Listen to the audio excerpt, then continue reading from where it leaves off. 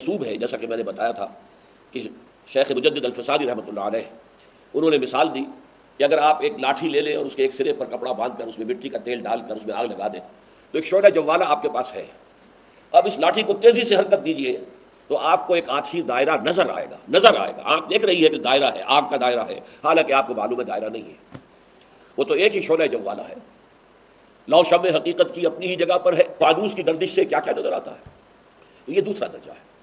تیسری بات وہ ہے جو محی الدین ابن عربی جو ہمارے صوفیہ کے ہاں شیخ اکبر کے نام سے موسوم ہے، ان کا کہنا یہ ہے کہ وجود حقیقی تو ایک ہی ہے، ذات باری بھی اور اس کائنات کا وجود اصلاً ایک ہے. البتہ جب کوئی شے مشکل ہو جاتی ہے، معین ہو جاتی ہے، تو وہ اللہ کا غیر ہو جاتی ہے. چنانچہ یہ جو نام ہے الاول، الآخر، الظاہر، الباطن، باطل فرقوں نے ان چار ناموں کے بہت سارے معنی بیان کیے ہیں، اور یہ تمام کے تمام معانی باطل معانی ہیں. یہاں تک کہ ایک انتہائی باطل عقیدہ، خبیث فکر وحدت الوجود کا بعد گمراہ فرقوں کے اندر وجود آیا تھا، پایا گیا تھا. وہ عقیدہ کیا تھا؟ وحدت الوجود، یعنی اللہ رب العالمین کا ہی وجود فقط وجود ہے، اس کے علاوہ کچھ نہیں ہے. اس کے نتیجے میں وہ کیا کہتے تھے کہ جو بھی چیز آپ کو نظر آتی ہے وہ اللہ ہے. حقیقت میں بظاہر آپ کو کوئی دوسری چیز نظر آئے، لیکن حقیقت میں ہے کیا؟ وہ حقیقت میں وجود صرف ایک ہے، اور وہ وجود کس کا ہے؟ اللہ رب العالمین کا. اس لیے ہر چیز اللہ ہے.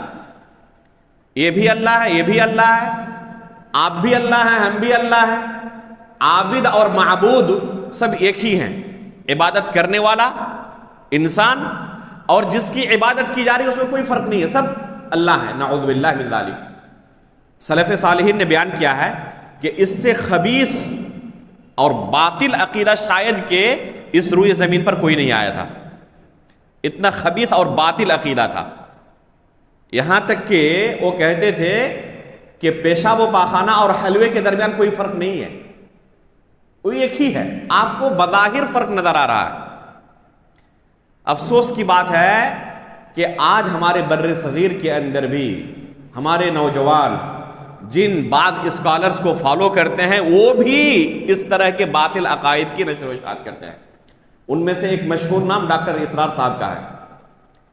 چنانچہ وہ بھی اسی وحدت الوجود جیسے کفریہ عقیدے کو علل اعلان لوگوں کے درمیان نشر و اشاعت کرتا ہے اور لوگوں کو اس باطل فکر کی طرف دعوت دیتے ہیں.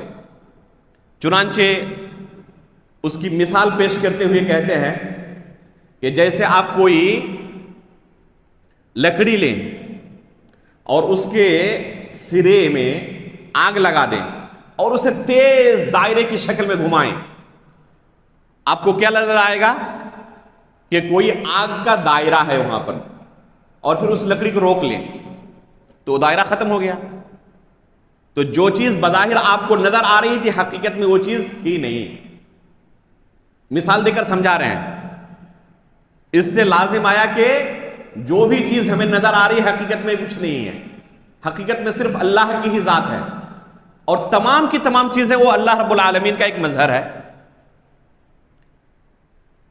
تو یہ باطل عقیدہ ہے. اس سے لازم کیا آئے گا؟ ہر شخص، ہر چیز دنیا کے اندر کیا ہے؟ وہ نعوذ باللہ اللہ ہے. یہ باطل عقیدہ ابن عربی صوفی نے زور و شور کے ساتھ اس کا پرچار شروع کیا تھا، اور سلف صالحین کی ایک لمبی جماعت نے اس باطل عقیدے پر رد کیا ہے. حافظ ذہبی رحمہ اللہ نے تفصیل کے ساتھ اس باطل عقیدے پر رد کیا ہے. شیخ الاسلام علامہ ابن تیمیہ رحمہ اللہ مجموع الفتاویٰ کے اندر اور دوسری کتابوں کے اندر، ان کے تلمیذ رشید علامہ ابن قیم رحمہ اللہ نے، اور تقریباً تمام سلف صالحین نے اس باطل عقیدے پر رد کیا ہے.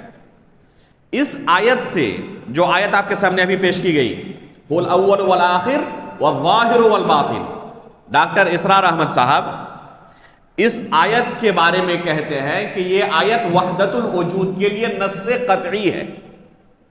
کیا فرماتے ہیں؟ هو الاول والآخر والظاہر والباطن. یہ آیت وحدت الوجود کے لیے نص قطعی ہے. نعوذ باللہ من ذالک. سلف صالحین میں سے کسی نے یہ فہم نہیں سمجھا، بلکہ خود اللہ کے رسول صلی اللہ علیہ وسلم جن کے اوپر یہ قرآن نازل ہوا، خود اللہ کے رسول نے اس آیت کا کیا معنی ہے تفسیر کی ہے، بیان کیا ہے. چنانچہ صحیح مسلم کے اندر اللہ کے رسول صلی اللہ علیہ وسلم کی صحیح حدیث موجود ہے. اللہ کے رسول صلی اللہ علیہ وسلم دعا کرتے تھے اللہ رب العالمین کے سامنے، اور دعا کرتے ہوئے اللہ رب العالمین کے سامنے کہتے تھے اللہم انت الاول فلیس قبلک شیء.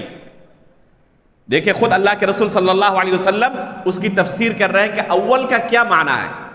اللہم انت الاول فلیس قبلک شیء وانت الآخر فلیس بعدک شیء وانت الظاہر فلیس فوقک شیء وانت الباطن فلیس دونک شیء اقض عنا الدین واغننا من الفقر.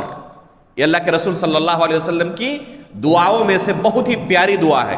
یاد کر لیں اس دعا کو اور بکثرت پڑھتے رہا کریں، خصوصاً وہ لوگ جو قرض وغیرہ کے مصیبت سے جھوج رہے ہیں، فقر و فاقہ اور غربت سے جھوج رہے ہیں، تو اپنی معاشی حالت کے استحکام کے لیے اللہ کے رسول صلی اللہ علیہ وسلم کی بہترین دعا ہے یہ.